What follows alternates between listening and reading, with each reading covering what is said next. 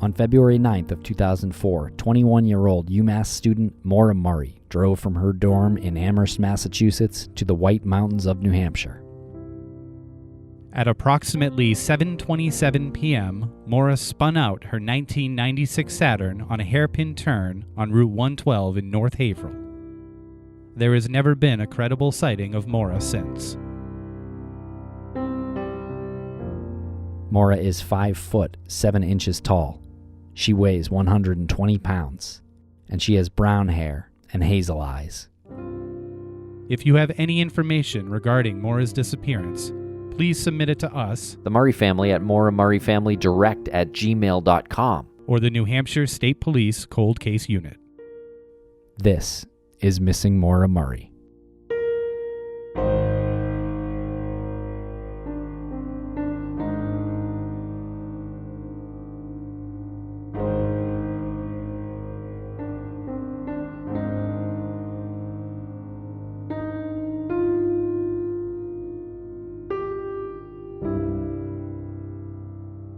Welcome back to Missing Maura Murray. I'm Tim, here today with Lance. Lance, how are you today? I am doing better than ever. Better than ever. How are you today, Tim?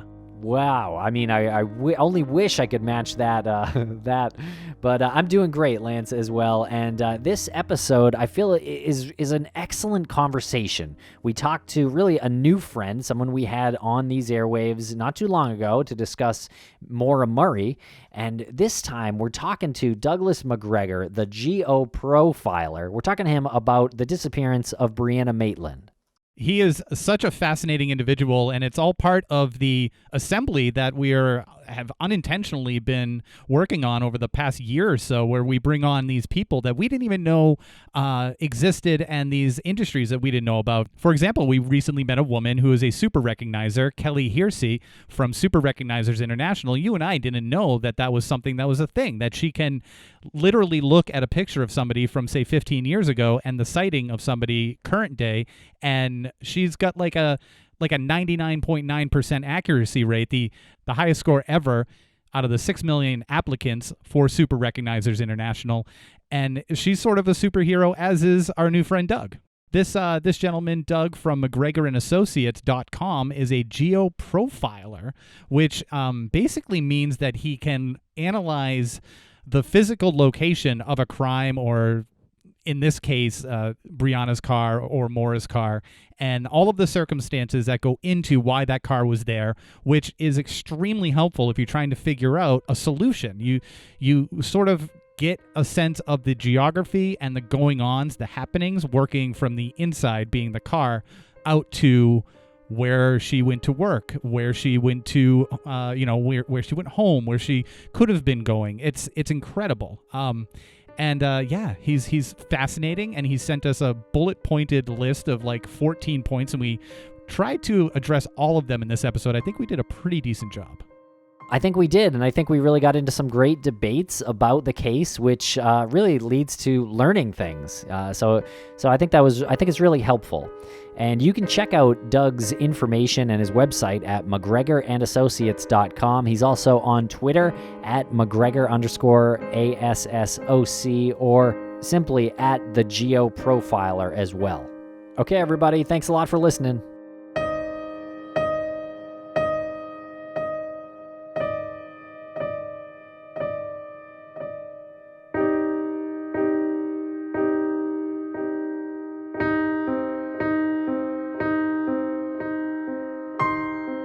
Welcome to the Crawlspace podcast, Doug Macgregor. How are you today, Doug? I'm great. How are you guys? We can't complain. Thank you so much for joining us. You're joining in from above the on the northern side of the border in Canada. How's everything going up there to our fine maple syrup making neighbors to the north? Not too bad. We've kind of gone back into modified phase 2 here in Ottawa, where I'm from. So a little more like the lockdown, but we're getting through it. Absolutely, and we are as well. And thank you for taking the time out to talk to us here. You spoke with us on our other podcast, or one of our other podcasts, Missing Maura Murray, just a couple of months ago about Maura Murray and the mysterious disappearance of Maura Murray. So check out that show and that channel if you haven't yet heard that one. But Doug, for our audience who is not familiar with what you do, can you give us an explanation? Absolutely. So I do a couple of different activities. Geographic profiling is one of them. So, it's a subset of behavioral profiling or offender profiling. The other activity I do is open source intelligence, which includes social media intelligence and geospatial intelligence. And then I have other activities such as, coordinating searches for missing people, which uses kind of both of those fields, and then as well as mapping, so crime mapping or just mapping different data sets on it could be offenders, it could be missing people, unsolved cases. You know what? When you did some work with us on Maura's case, we had talked about the geographic profiling, and I never really heard about that. Very, it wasn't very relevant to me. I kind of knew it existed, and then I met you, and the importance of it really came through when you worked on Maura's case. A lot of it was because it opens you up to thinking about something that you wouldn't think about if being so close to it, like working on it so much.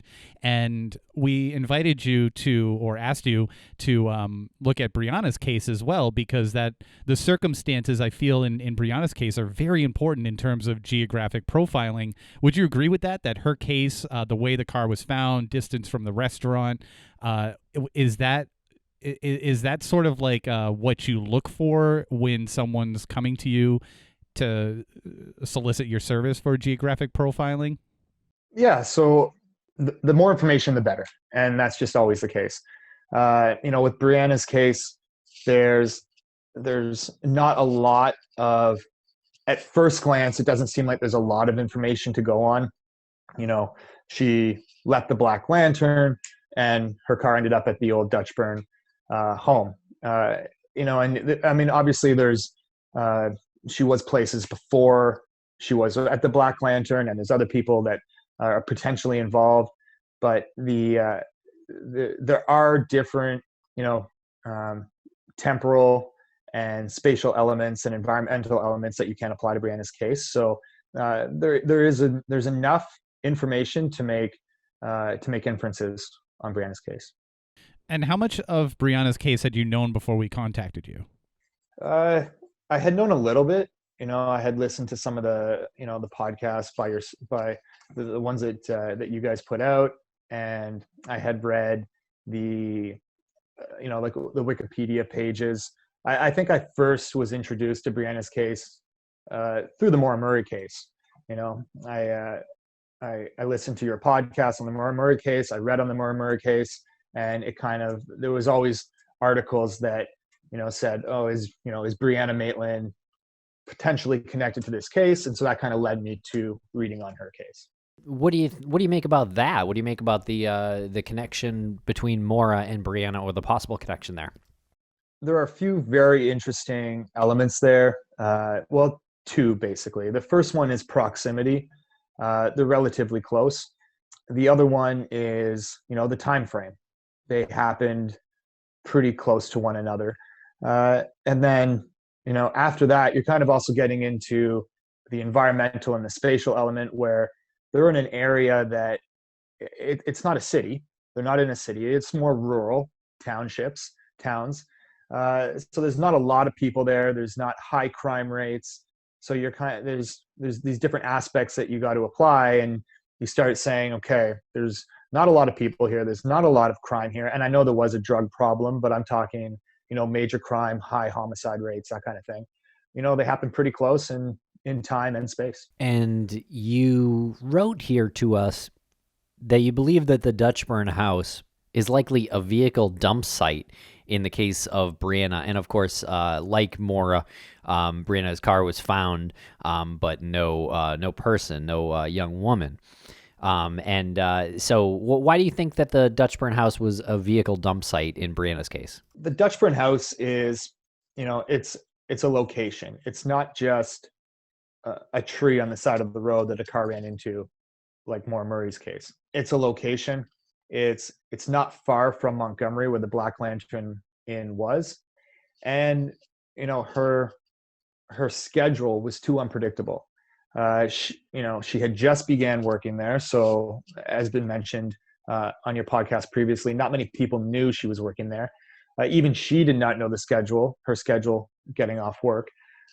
So the inference I made was that it was likely a vehicle dump site. I mean, it could have been an accident site as well. I mean, we don't really know how the vehicle ended up the way it did. We really have no idea. It could have been an accident, swerving to miss a deer, bad road conditions. It could have been, run off the road. It could have been a dump site. We really don't know how the vehicle ended up there, and we'll get to that a bit later.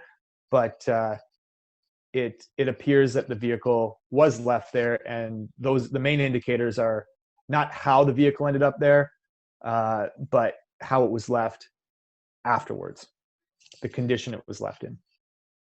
Yeah, and you make some great points here, and I think it's kind of a matter of, was the car driven back that fast intentionally to get it stuck onto the Dutchburn house, or was it done in haste and it just so happened it got stuck on the house? Do you know what I mean? Because it did get hung up there. So I think if it was Brianna and she was trying to flee, I don't think she would have been able to drive that car out. So one thing I don't know, and Lance, to your point earlier, I never wondered about like skid marks or tire marks or like if the car actually tried to get out from that point or not. We know that some of the doors were left open, or at least one of them, maybe two, headlights on at that point. So I don't know. Yeah, and I assume that the way the vehicle was stuck was by accident. Like you mentioned, it could have been haste, it could have been loss of control, getting the car off the road quickly.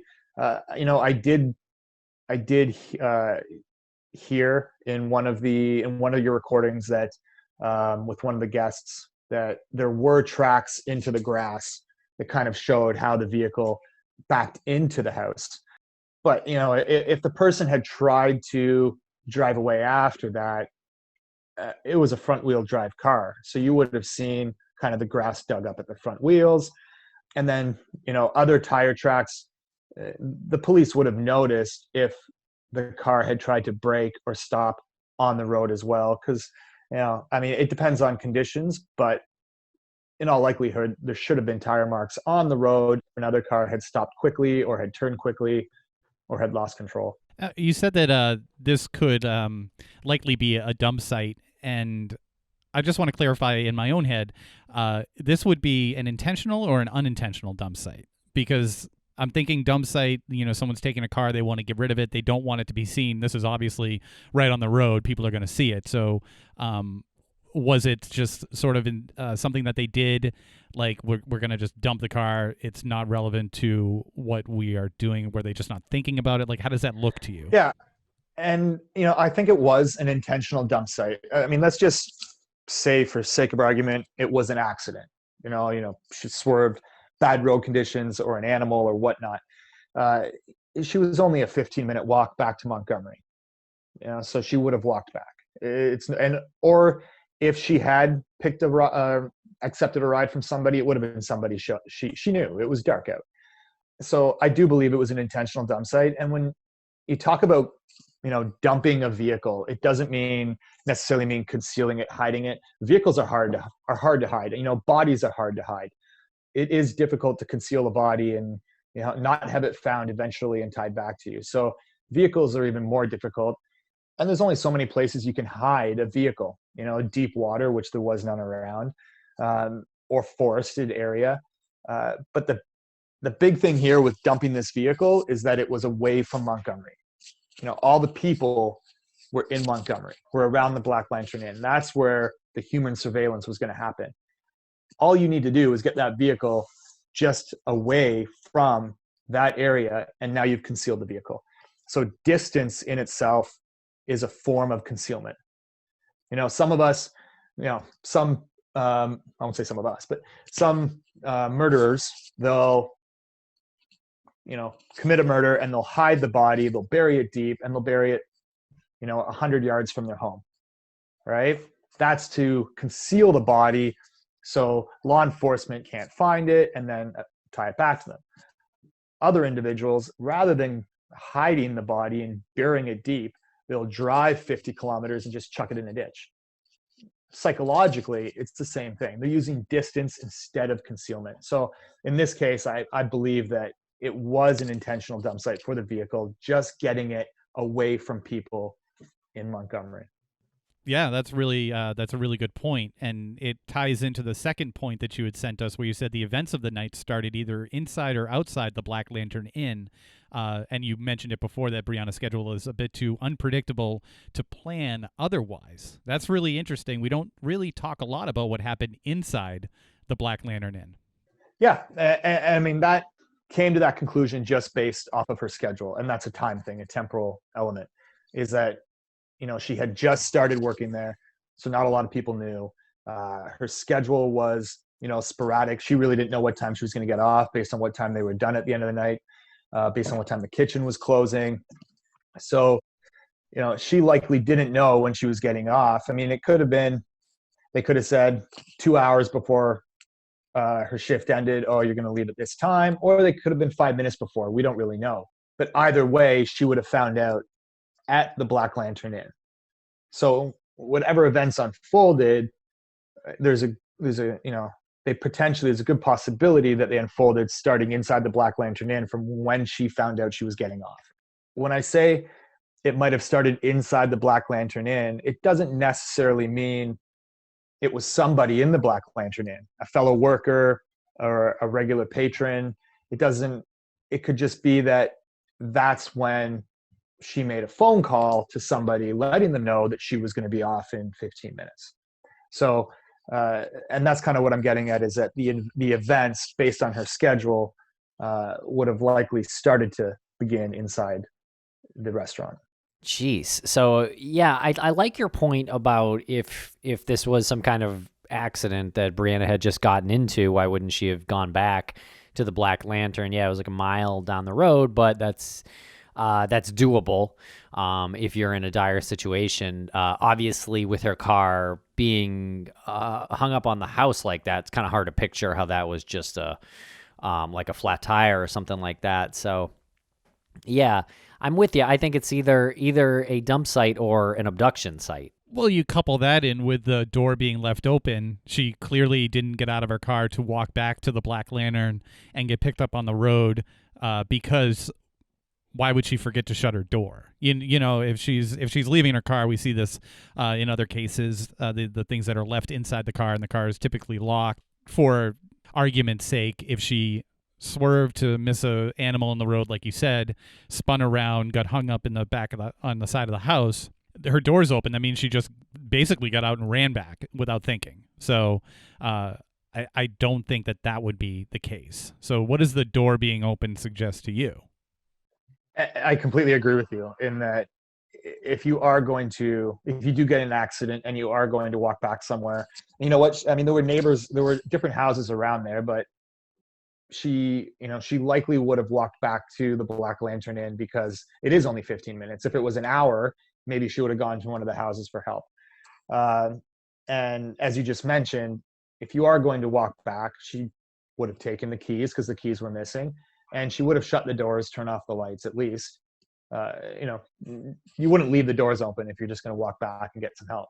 In terms of whether it's an abduction site or a dump site, she could have still been there even if it was a vehicle dump site, right? So if the events began at the Black Lantern Inn, either inside or outside, somebody met her outside the Black Lantern Inn, went with her in her vehicle, even once the offender enters the vehicle with the victim, that's not necessarily the abduction site. It's all what is the scenario at that moment. I'll give you an example. Ivan Milat, he's an Australian serial killer. He has 7 known victims, kind of from the late 80s to early 90s. And he was known as the backpacker killer. So he picked up hitchhikers. And his whole ruse was picked up a hitchhiker, drove them the direction they were going for about 100 kilometers, 60 miles, and then abducted them and took them off into a forested area.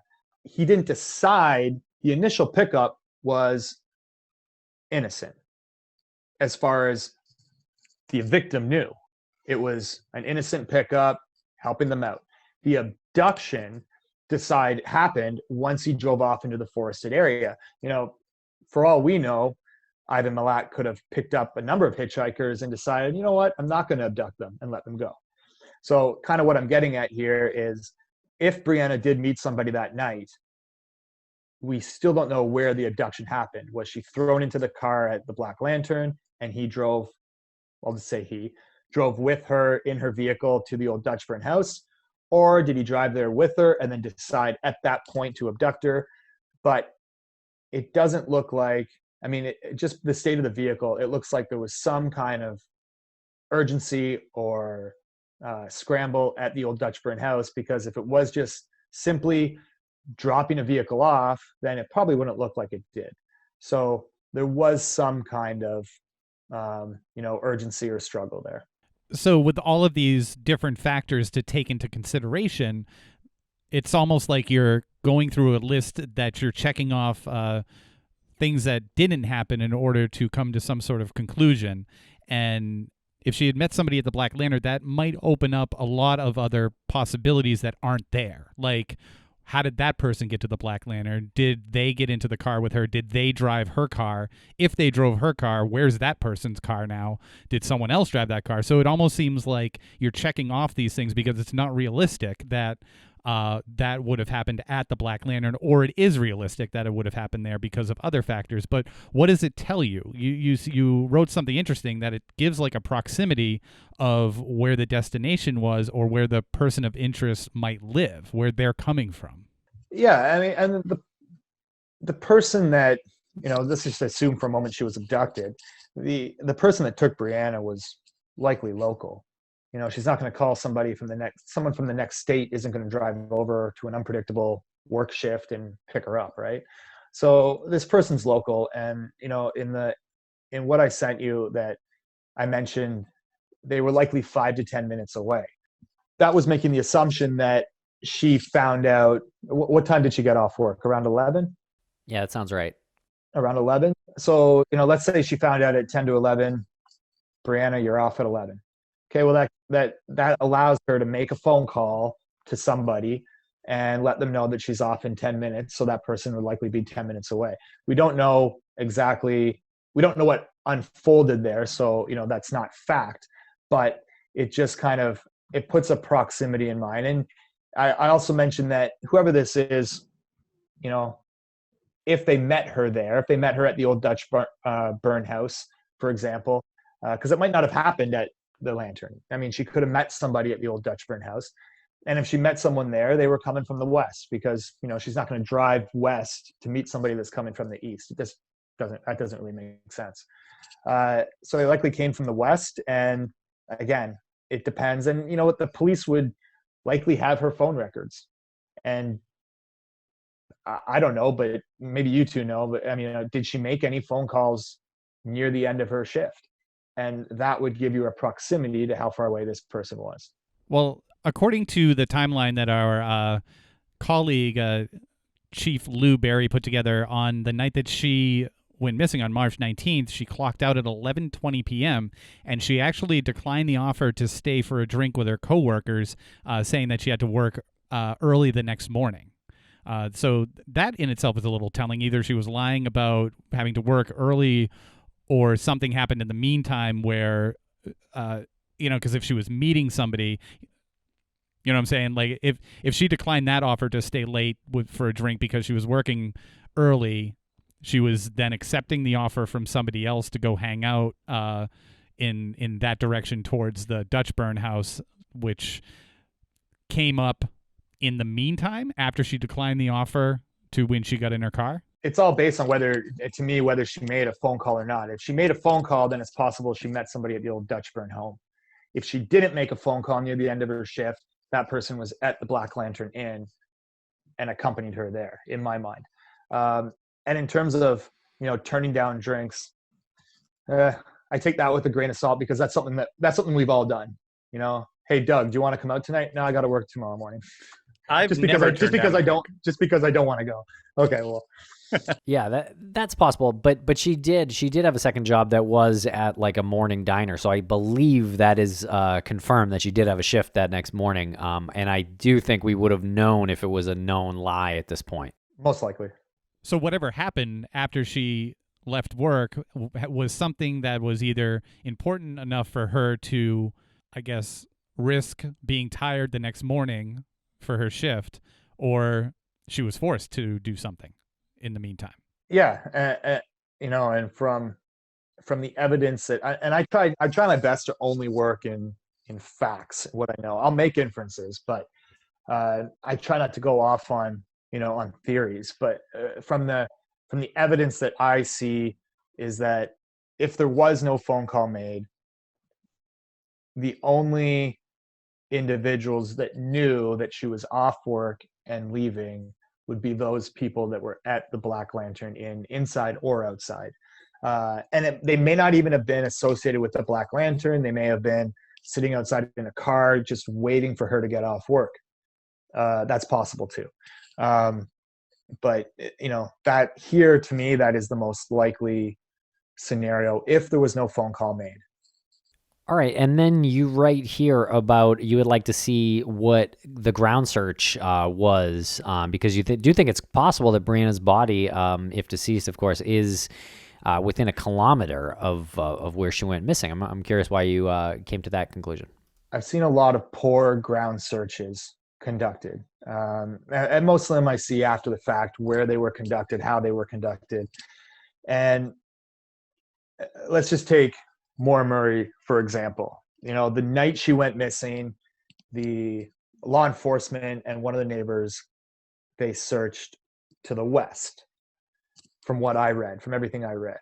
But she was traveling to the southeast. So it didn't really make sense in my mind that they were searching to the west. What would make sense was, if there was a gas station a mile back, then absolutely search to the west. But there wasn't. So why were they searching to the west when she wanted to go to the east? It just didn't make sense. Sorry, just to interject. In Maura's case, there was a gas station to the west from the way she was coming. And I believe the reason they didn't search east is because one of the officers arriving at the scene had arrived from the east. And I think that was the decision they made, was like, oh, we probably would have saw her, or I would have saw her if she was running on the road there. Okay, there you go. And you know what? It's reasonable. I don't know. Do you know how far the gas station was to the west? I think it's like 1.2. It's no more than a couple miles. The Swiftwater way station. Oh, it might not even be a mile. It's maybe a mile.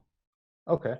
Yeah, and if that was the reason for searching to the west, that makes sense. And I understand the officer saying he drove from the east, but when you're driving along a dark road that has no lights, how much can you see just driving? I don't know. I still would have done a search to the east. I would have done a search with the accident being the epicenter and kind of going out from there all directions. With Brianna, I'm not sure how the search was conducted. Was it only done on the south side of the road in the field? Because I read that they searched the field near the barn. Did they search the other side of the road?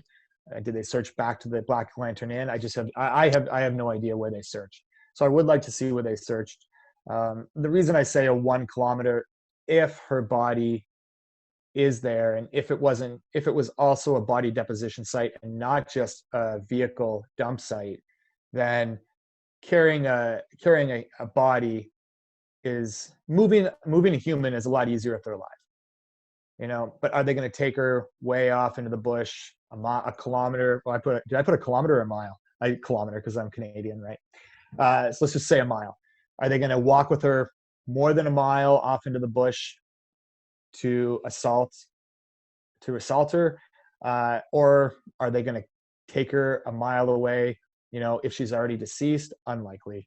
So that's why I say, if it is a body deposition site, she's likely within a mile radius from that site, or 0.6 miles for a kilometer. Yeah. Well, we do know that there was some slow movement in the investigation right from the get-go.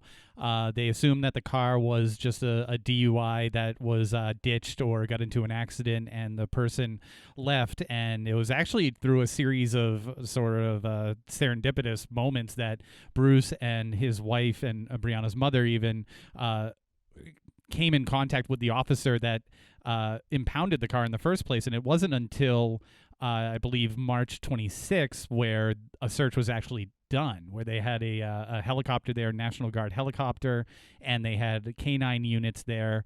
And I think the next day, the Vermont State Police were questioning the employees of the Black Lantern. So what are we talking, a matter of like 7 days, 8 days at that point? So 7 days, so there's like a week goes by before any search is actually conducted. So what does that tell you?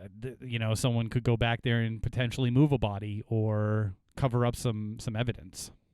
Yeah, it's definitely plausible. And, when incidents like this happen, when with a vehicle, for example, it's tough to say, well, with any missing person, it's tough to say when the missing person investigation will actually start, because the person has to be noticed to be missing. And there has to be some kind of search done amongst her family, their friends, before you can kind of come to the conclusion that, hey, this person's missing and we should report this to police. So, I mean, it could be 1 hour with a child, or it could be 7 days with an adult. It's tough to say. I mean, it could be a month with somebody who lives alone and that's 80 years old, lives alone and doesn't really know anybody.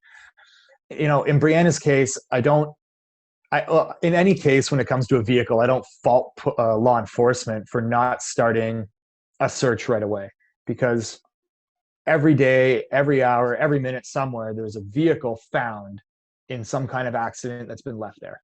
Whether it hit a deer, hit a tree, hit a barn, ran off in a snowbank, whatever it may be, there's vehicles, and people call taxis, call friends, they leave, they get out of there, they come back later and get it. So, they can't just find, law enforcement can't just find, for every vehicle they find, they can't call in to search and rescue, National Guard, whoever, to do a big search.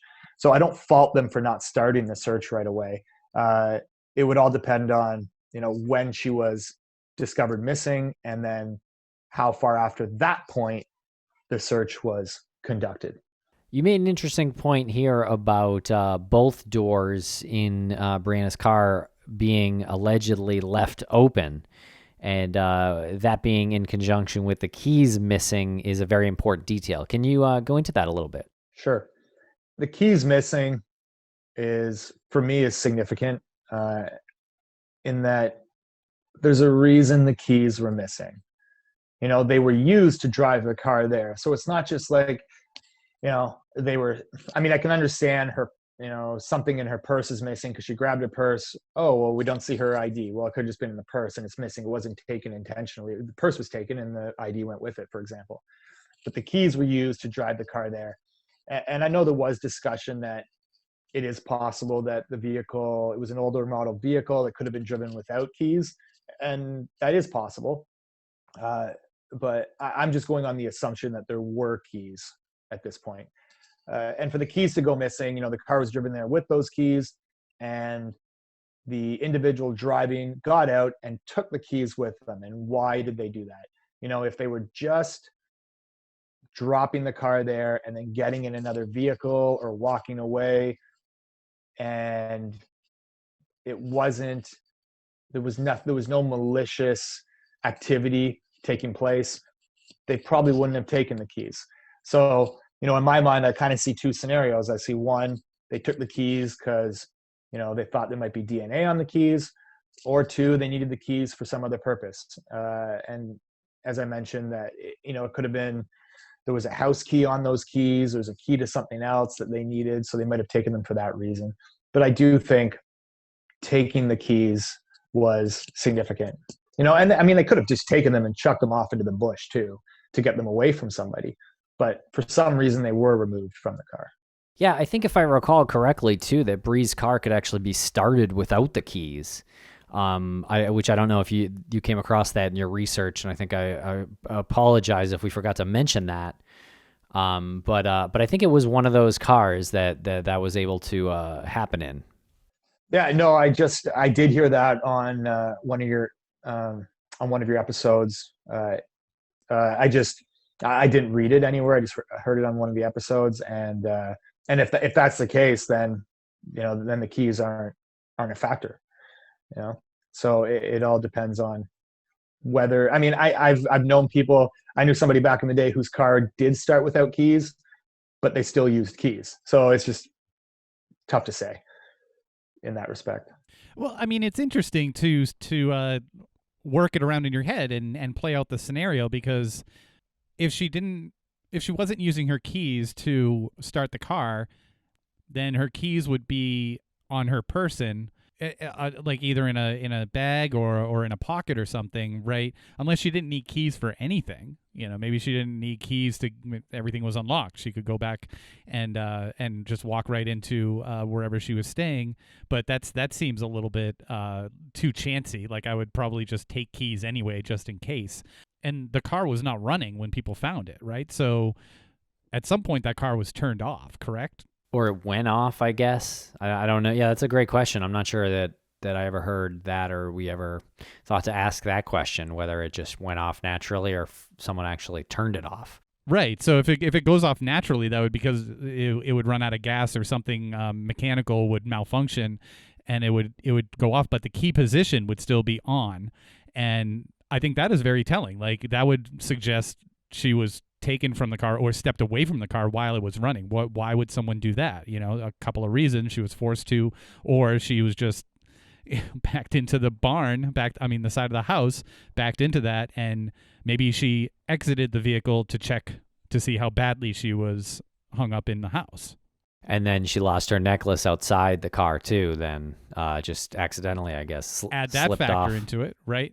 Or maybe that was on the car seat, and she got out and it fell off. It's highly doubtful. Yeah, but there was apparently a bunch of stuff in the car.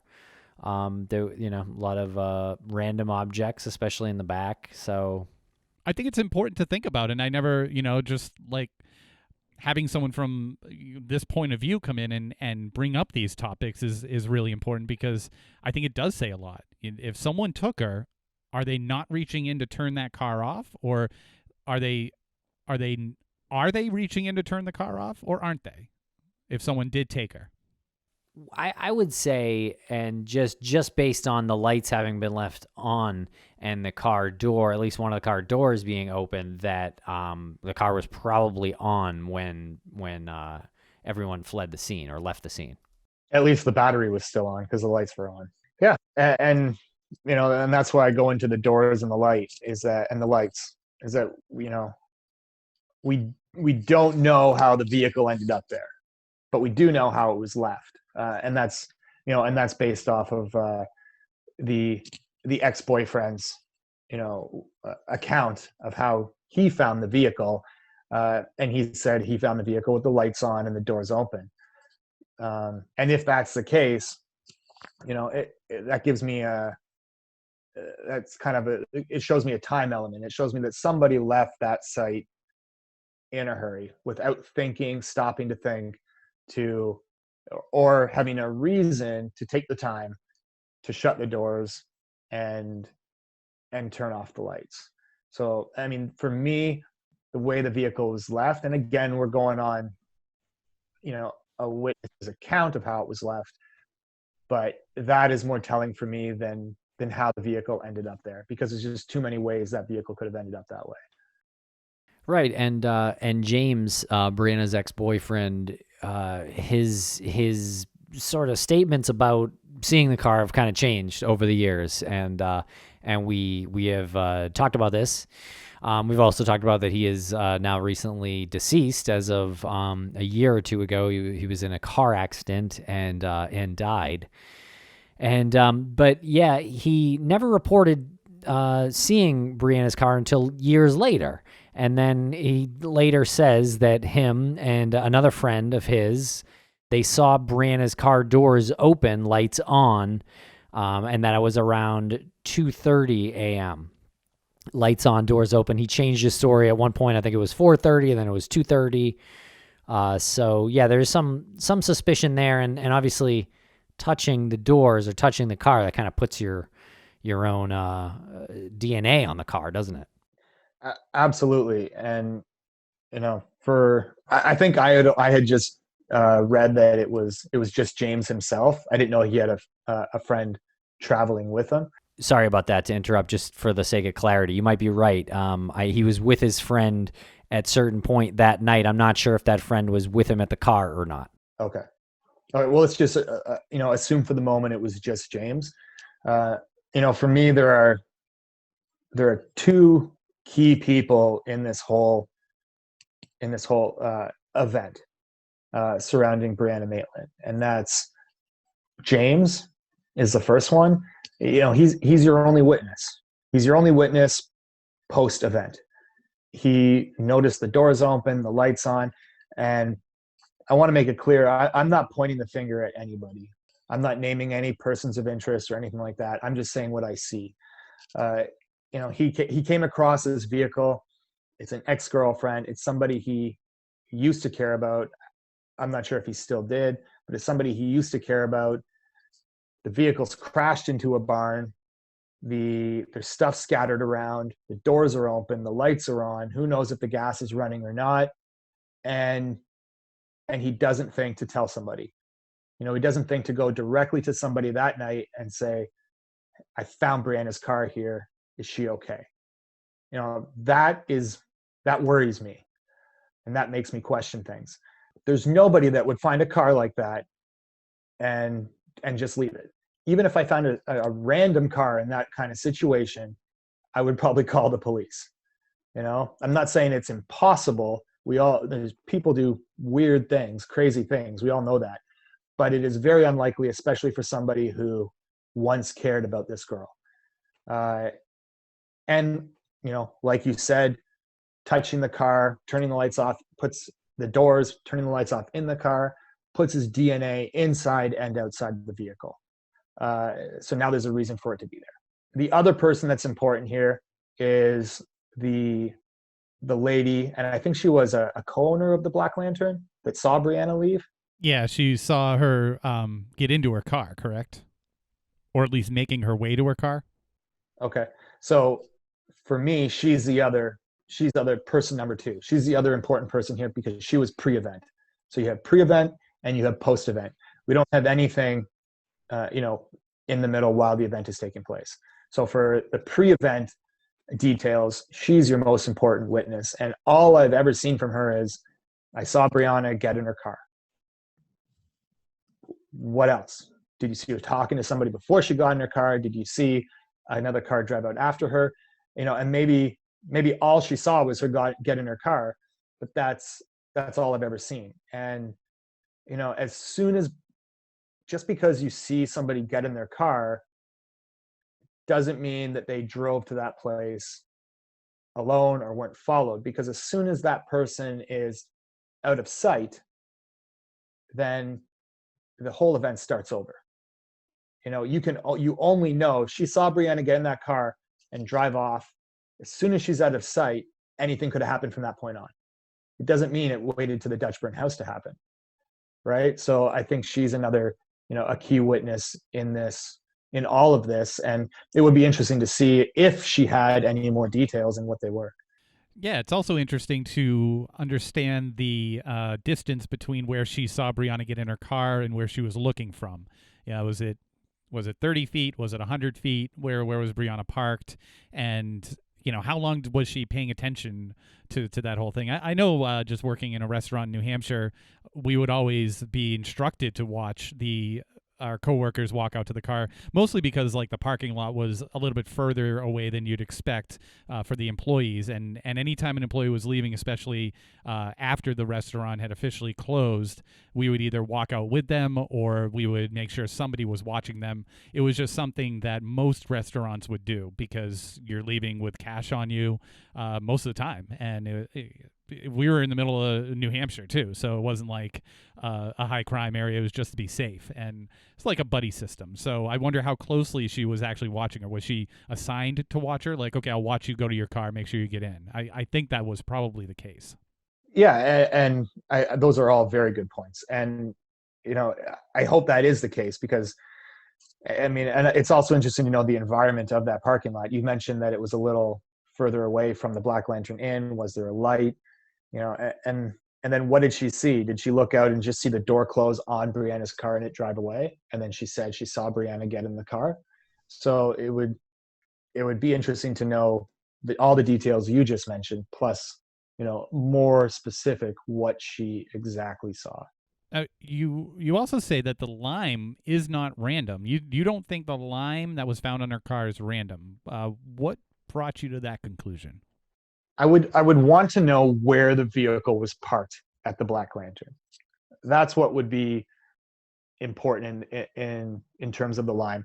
The lime not being random, it is possible a lime fell on the back of her on the trunk. It was relatively cold, it froze, and it was still on there after she crashed at the old Dutchburn barn. Would a lime stay frozen even after driving? And then after hitting the old Dutchburn barn, it doesn't fly off? Could it still be there? Again, it's possible. What I would like to know is where the vehicle was parked at the Black Lantern Inn. If it was parked near the dumpster, I remember in one of the episodes, I think Lance, you mentioned, you had worked previously in a bartending experience or serving experience, and you would go out and people would throw stuff, and maybe a lime would just land on before it went in the dumpster into the car, on the hood of on the trunk of the car. I think you mentioned something to that respect, and that's possible. It's a possible scenario. But if the vehicle was parked away from the Black Lantern, away from the dumpster, it means somebody was having a drink near the trunk of her car. And was her car parked near other cars, or was it parked off by itself? So the spatial element here in terms of where she was parked is important. It's not just she was in a parking lot behind the restaurant and a lime could have landed on her car. Well, was she near other cars? Was she near the dumpster? Was she near the restaurant? I mean, there's so many more details here that matter. And if her vehicle was off by herself, then somebody was intentionally standing in that spot to have a drink, left their lime on the vehicle. Depending on where her vehicle was parked, I don't think it was random. I think I'm going to agree with that, that it wasn't random, but connected to the actual events that took place at the Dutchburn, I'm not sure about, because I can absolutely, I think I might have said this before, I can absolutely see somebody having a conversation with Brianna, maybe a waiter or a waitress who, they have aprons and they have pockets in their aprons, and when you're clearing off a table, you just kind of put stuff in those pockets. Maybe the person's talking and they're like, oh, I had this, I forgot to dump this lime. This lime was in my pocket, and just kind of puts it there now. But that means someone was having a conversation with Brianna at her car. Who's this person, and what did they see? Absolutely, and it could have been a friendly coworker that walked her to her vehicle, as you mentioned. It could have been a regular patron that walked her to a vehicle that knew her.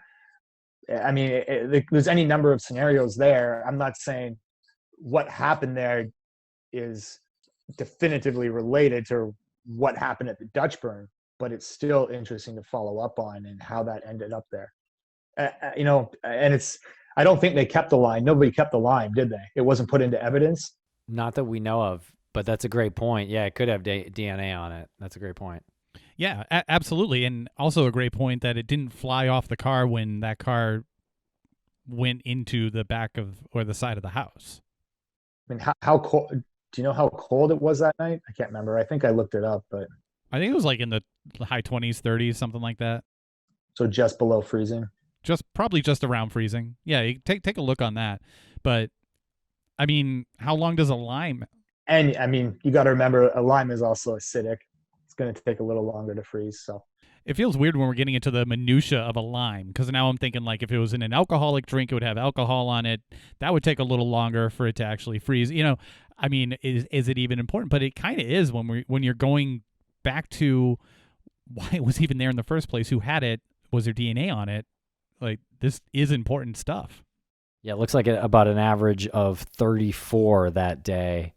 Wind speed 20 to 30 miles per hour at the most, at the maximum. Right. So right around the freezing. You also write another vehicle at the site would not leave evidence if it did not leave the pavement. So what does that tell you? There's no signs of any tire tracks or skid marks, or a second vehicle either wasn't there, or if it was there, it didn't leave in any degree of haste? Yeah. If, I sort of touched on it earlier, but I mean, that's it. If another vehicle did meet them there, if another vehicle was parked there, it would have been likely parked off the road. If it was there before Brianna's vehicle showed up, it likely would have been parked off the road. And, depending on the ground and how, frozen or saturated it was, or how quickly it drove off, it may or may not have left any marks. If a vehicle showed up there and never left the pavement, it's only going to leave tire marks if it turned quickly or stopped or accelerated quickly. And when that happens, if there are tire tracks or tread marks, then police forensics are pretty good in pulling those tread marks up. So I think I want to believe that that the law enforcement would have been able to figure out if another vehicle was there. And even if there was multiple tire tracks over the last month at that location, well, you pulled them all up. So I would like to think that if there were other tread marks there, that law enforcement would have found them. So, it kind of tells me that if there was another vehicle there, it doesn't appear that it left any evidence from what the law enforcement and the reports show me. With all of your conclusions here, there's always an element of the unknown, because we don't know where Brianna is, and no one's ever come forward to give any sort of definitive proof of where she is or what happened that night. Where would you go from here with all of the points you've made and all the questions you have? What's your next step? Yeah. So, I mean, when I consult, assist on an investigation, I just like to give exactly what I've done here with the two of you. Different pieces of information. And there's always stuff that I don't know, that law enforcement doesn't give out. Whether I work with law enforcement, a cold case institute, consultants, private investigators, there's always information I don't get, and that's fine. I like to give them pieces of information and then place it into the puzzle they already have going. And I think that's the best way to do it. I don't like to, make theories, because I never have the complete picture. So it's tough to make a theory. I never have all the information. But where I would say to go from here is her phone records from when she was at work, figuring out what time she was getting off. If she didn't phone anybody, that means that person was, it was likely at the Black Lantern Inn. Who was at the Black Lantern Inn? I don't see a lot of, I'm sure police interviewed people and kind of ruled people out, but everybody that was there, inside or outside, discussing with the lady that saw Brianna leave, following up on the line if there's anything there left to follow up on, all those little details of, where the car was parked, because, just those little details can change your theory around from the lime being missing the dumpster to, okay, now the lime's important. So I would just take all these discussion points that we've talked about here, and the private investigators and law enforcement that are working on the case, piece them in, see if they fit. If they don't, discard them. If they fit and it creates a new lead, follow up on that lead, because that's all I'm trying to do is provide leads.